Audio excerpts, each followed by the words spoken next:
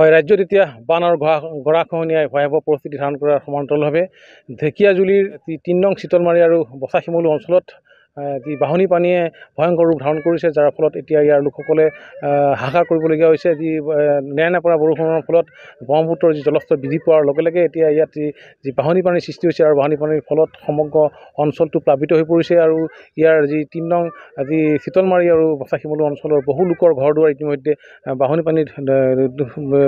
পানীয়ে প্লাবিত কৰিছে। মই দেখুৱাইছোঁ, এয়া হৈছে যি ৩ নং চিতলমাৰী অঞ্চলৰ এয়া যি দৃশ্য। আচলতে যি ব্ৰহ্মপুত্ৰ নদীৰ বাঢ়নী পানী সমগ্ৰ অঞ্চলটো বুৰাই পেলাইছে।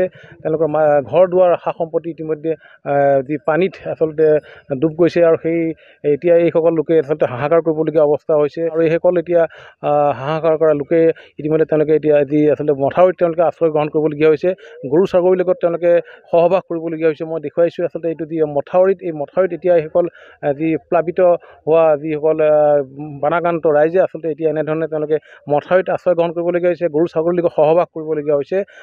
আজি 3 দিন ধৰি এইসকল লোকে এতিয়া আজি বানৰ কবলত পৰি তেওঁলোকে দিশহাৰা হৈ পৰিছে। মোৰ লগত স্থানীয় লোক আছে, মই যাবলৈ বিচাৰিম। কি ক'ব দাদা, কেইদিন হ'ল আজি পানী ইয়াত সোমোৱা? 3 দিন হ'ল পানীটো আছে। গৰু ছাগলী লৈ মানুহ বিটাৰ মানুহ লৈ চব মাতাবৰি আছে। গৰু ছাগলীৰ লগত একেলগে থাকিব সব একেলগে। চৰকাৰ প্ৰশাসনৰ ফালৰ পৰা কিবা ৰিলিফৰ ব্যৱস্থা কৰিছে নেকি? নাই, ৰিলিফৰ ব্যৱস্থা কৰা নাই।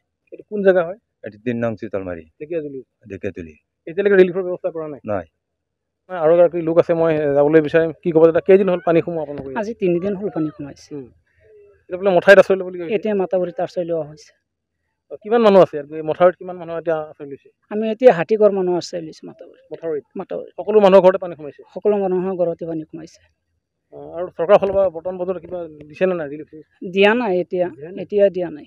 এতিয়া আমি এনেই আছোঁ, গৰু ছাগলী, ল'ৰা ছোৱালী, মাইকী মানুহ লৈ আমি একেলগতে বসবাস কৰি আছোঁ। কোনো ব্যৱস্থা কৰা নাই? কোনো ব্যৱস্থা কৰা নাই। এতিয়া কোনো প্ৰশাসনৰ লোক আমাৰ ইয়াত আহি উপস্থিত হোৱা নাই। আমাক দেখিবলৈ কোনো মানুহ নাই। কোনো চৰকাৰ প্ৰশাসনৰ কোনো মানুহ অহা নাই। আমি এটাই অনুৰোধ কৰিম, চৰকাৰৰ মানুহ আহি আমাক দেখক, আমাক অলপ সহায় কৰক। আমিও এটা মানুহ, আমিও গৰু ছাগলীৰ লগত বসবাস কৰা হৈছে। আমিও এটা মানুহ, আমাক দেখক। প্ৰতি বছৰে বানপানী হয়? প্ৰতি বছৰেই হয়, অলপমান কম হয়। এতিয়া অলপ বেছি হৈছে বৰষুণৰ কাৰণে। আমাৰ খেতি বাতি চব নষ্ট হৈ গ'ল, একো পোৱা নাই। আমি ধান চান পানীৰ তলত আছে? চব পানীৰ তলত গ'ল। আমি এতিয়া কি খাম, কি কৰিম, এতিয়া আমি দিশাহাৰা হৈ আছোঁ। আচলতে এইসকল লোক এতিয়া দিশহাৰা হৈ পৰিছে, কাৰণ তেওঁলোকৰ যি আশাৰ যি খেতিডৰা আছিলে সেয়া আছে বড়ো ধানৰ খেতি চপোৱাৰ সময়তে ব্ৰহ্মপুত্ৰৰ বাঢ়নী পানীৰ বিস্তৰ ক্ষতি সাধন হৈছে। এতিয়া সকলো ধান আচলতে পানীৰ তলত আছে, তেওঁলোকে ধান চপাবলৈ নোৱাৰিলে। সেইসকল লোকে এতিয়া দিশহাৰা হৈ পৰিছে। আৰু মই পুনৰবাৰ দেখুৱাইছোঁ, আচলতে এয়া হৈছে যি 3 নং চিতলমাৰীৰ দৃশ্য। আৰু ব্ৰহ্মপুত্ৰৰ যি বাঢ়নী পানী সমগ্ৰ অঞ্চলটো বুৰাই পেলাইছে। তেওঁলোকে হাহাকাৰ কৰিবলগীয়া হৈছে। তেওঁলোকৰ সা সম্পত্তি ইতিমধ্যে পানীত বুৰ গৈছে। বহু লোকে এতিয়া হাহাকাৰ কৰিবলগীয়া হৈছে আৰু তেওঁলোকে মথাউৰিত আশ্ৰয় ল'বলগীয়া হৈছে।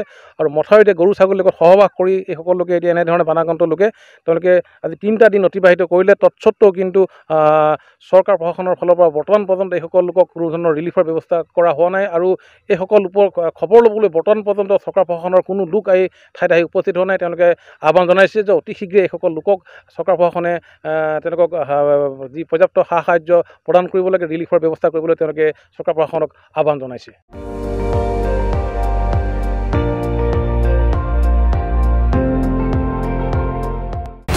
আপুনি চাই আছে ND24, সৰ্বশ্ৰেষ্ঠ নহয়, সৰ্বোত্তমৰ দৌৰত।